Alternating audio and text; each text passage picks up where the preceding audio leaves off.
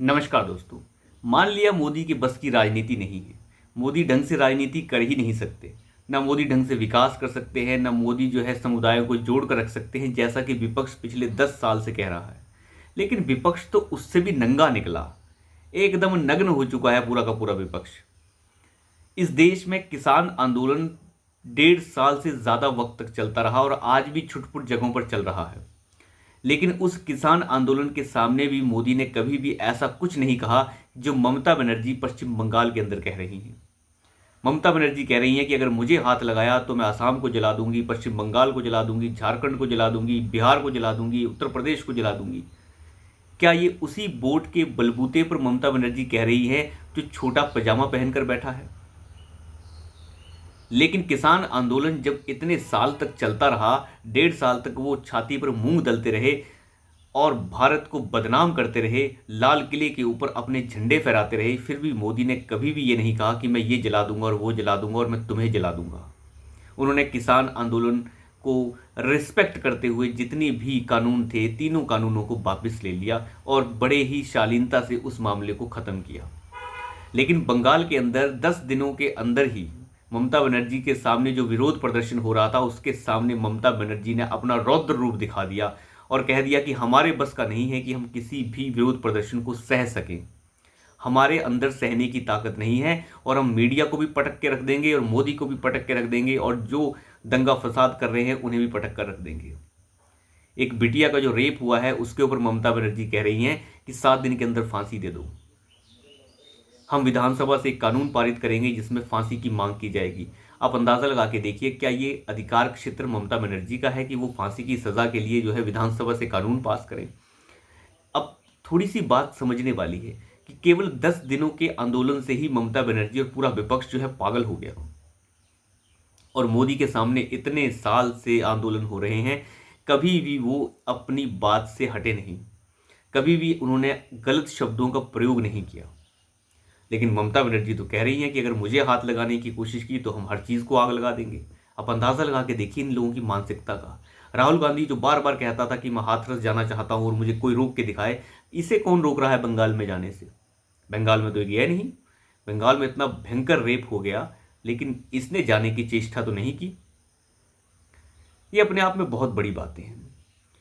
विपक्ष भले ही कुछ भी कहता रहे लेकिन उन्हें पता है कि अपना पूरा जोर लगाने के बावजूद, सारे दलों के मिलने के बावजूद, चोरों के साथ, घुसपैठियों के साथ, हर चीज़ को साथ मिलाने के बावजूद वो मोदी को हरा नहीं पाए हैं। फिर से एनडीए की सरकार बन गई है और वो इनसे हजम नहीं हो रहा है।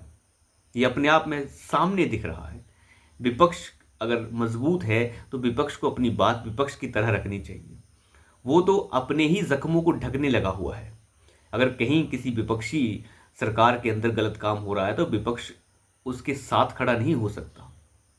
राहुल गांधी आज भी ममता बनर्जी के साथ खड़े हुए हैं, वो उमर अब्दुल्ला के साथ खड़े हुए हैं जो देश में एक अलग झंडा फहराने की बात कर रहा है। तो यहीं से अंदाज़ा लग जाता है कि विपक्ष भले ही मजबूत हो गया हो लेकिन वो अब भी इस लायक नहीं हो पाया है कि वो देश की राजनीति को आगे बढ़ा सके।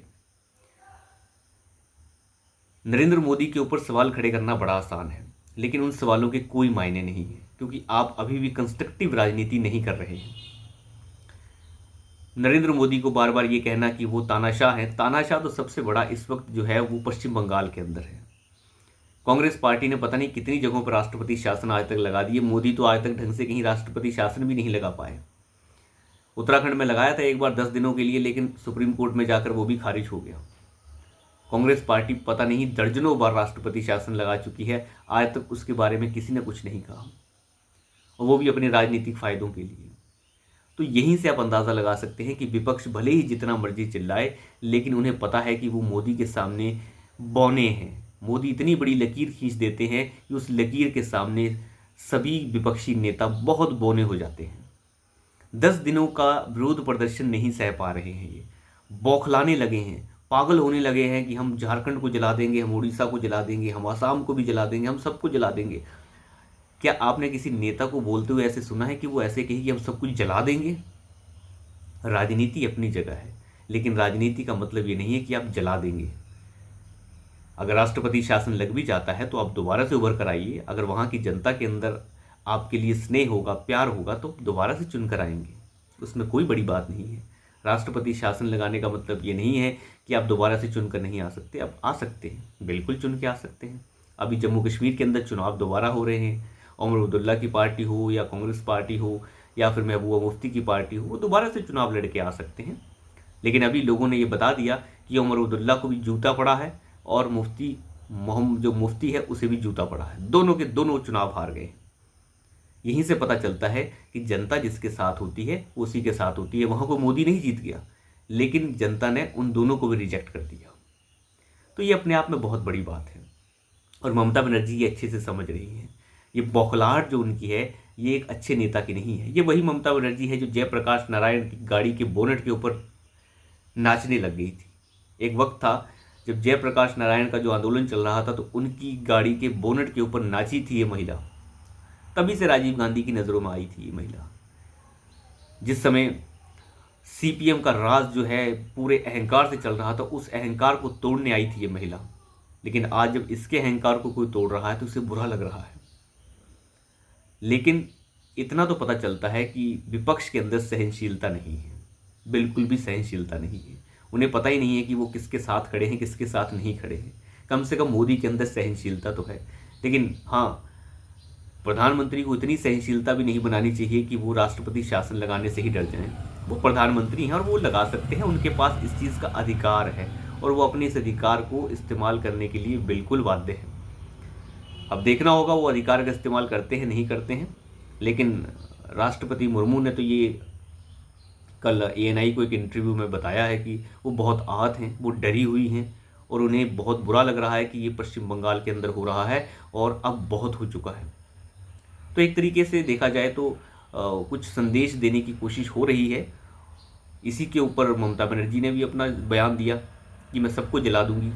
अब देखिए, कोई राजनेता सबको जलाने की बात कर रहा था, इसका मतलब वो भारत को बनाने की बात तो कभी नहीं कर सकता। जो पश्चिम बंगाल जिसकी जीडीपी का 15%, यानी जो पश्चिम बंगाल की जो जीडीपी है वो 15% हिस्सेदारी रखती थी भारत की अर्थव्यवस्था में 1947 में, आज वो अर्थव्यवस्था 1% के आसपास है। आप अंदाज़ा लगा के देखिए वो क्या भाजपा ने कम कर दी?